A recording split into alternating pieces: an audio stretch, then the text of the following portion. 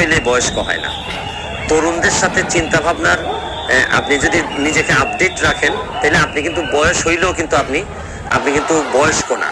এখানে এই বয়স্কটা আমার মিনিংটা আপনাকে বুঝতে হবে যে আগের 30 বছরের চিন্তা ভাবনা যদি সাথে করে নিয়ে আপনি এখনো এটাকে অ্যাপ্লাই করতে চান, এইটা কিন্তু আপনাকে এই তরুণদের সেন্টিমেন্ট, এই যে জেন জি বলে যেটা যেটা এই যে আমাদের 2000-এর পরে যাদের জন্ম, তাদের বেশিরভাগই কিন্তু ওইসব পুরাতন ধারার চিন্তা ভাবনা, ওরা আপনার এই কথাগুলো মেনে নিবে না।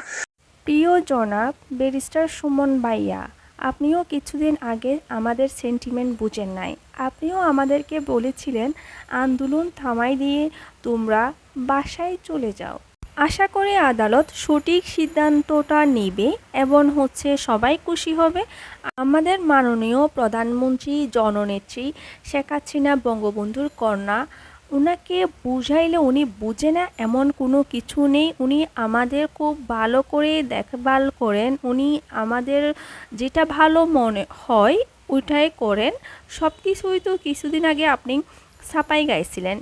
আজকে কেন আবার আপনি সরকারের বিরুদ্ধে গিয়ে বলতেছেন যে মানে তরুণদের সেন্টিমেন্ট বুঝতে হবে, তরুণদের সাথে মিশতে হবে, চলতে হবে, এমন কথা? কারণ আপনিও দেখে গিয়েছেন যে তরুণরা কি করতে পারে না, তরুণরা কি করতে পারে সেটা আপনিও দেখে গিয়েছেন। আবার আজকে আপনি প্রশাসনকে নিয়ে কথা বলতেছেন, খুব হাস্যকর ব্যাপার।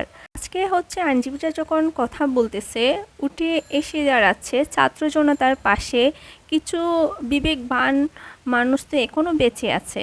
ওনারা যখন কথা বলতেছে আপনার বিবেকও জাগ্রত হয়ে গেছে।